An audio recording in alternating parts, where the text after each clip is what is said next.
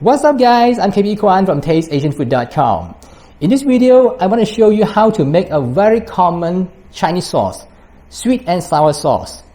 And I'm going to make it a little bit more so that you can keep some in your freezer for your next cooking. And this is exactly what we are doing in the restaurant, although in a smaller scale. So you may think, what is in for me by adopting this method in my kitchen at home? Now first, it drastically reduces the cooking time. Secondly, you won't have a problem of sometimes accidentally add 2 times of salt or forget to put sugar or whatever, because the sauce is already standardized. And finally, it improves the efficiency because you are making it in bulk. So next time when you want to make the same kind of dish or a similar dish, you just take it out from your freezer and it's already done. You just pour it into your pan or the wok and all the measurement is already been done accurately. So in this video, I want to show you how to do it by using a common example, that is the sweet and sour sauce. Let's get started. The Chinese sweet and sour sauce is quite simple to make. What you need is some tomato ketchup, some chili sauce, some Chinese plum sauce, and a little bit of salt and sugar and some lemon juice. And that's all you need. First, let's take a look at the tomato ketchup. I'm using this tomato ketchup. I'm in Malaysia. I'm a Malaysian Chinese, so naturally I'm going to use whatever that I have, but you can always use any ketchup that you like. I'm not endorsing a particular brand, by the way, over here. And the next item you need to use is chili sauce. And also you can use any chili sauce that you like. But I have found a combination of the chili sauce and the tomato ketchup all in one. So if you got that, you can use that to replace both of these items. That item is called Maggi Hot and Sweet Tomato Chili Sauce. It is available in different platforms and I'm quite sure that you can get it from Amazon.com. I'm going to leave the link in the description below the video for your convenience. The next item you need is plum sauce, and you need to use the Chinese plum sauce. Why? Because the Chinese plum sauce is not a pure plum sauce, but it is already added with some sugar and some salt.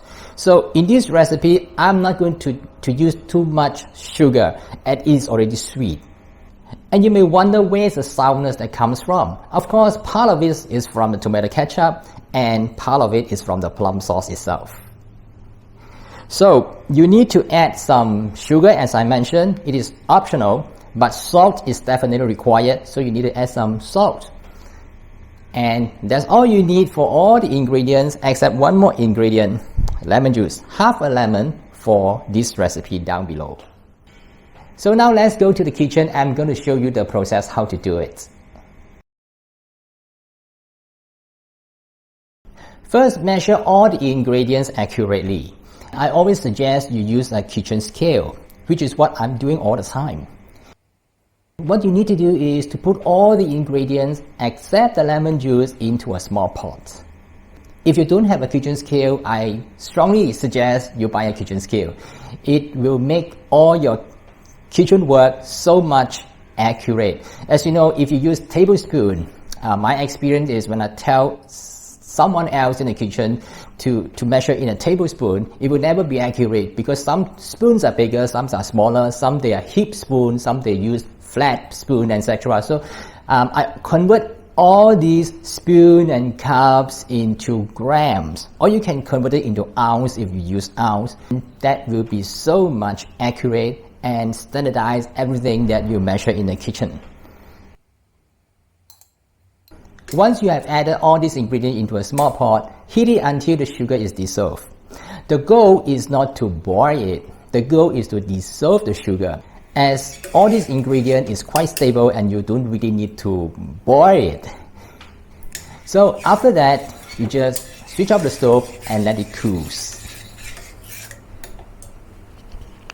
While you're waiting the sauce to cool down, now you can get a lemon and squeeze out the lemon juice.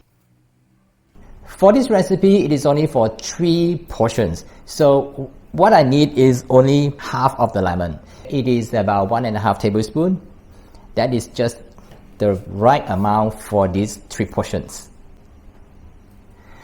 Squeeze out the juice and let the lemon juice pass through a strainer to catch the seeds. And then you add the lemon juice into the sauce. Just mix and that's it. Remember, do not boil or heat up the lemon juice because it will turn bitter. Divide the sauce into 3 equal portions. It is best if you can use freezer-safe materials. I'm using the plastic, which is freezer-safe. And remember, do not use glass container because it will break if you put it into the freezer.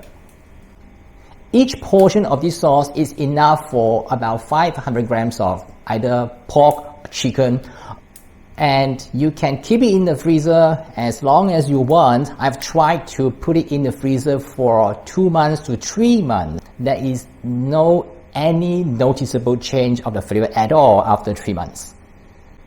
When you want to use it, just defrost it and pour straight into the pan or the wok while you stir frying.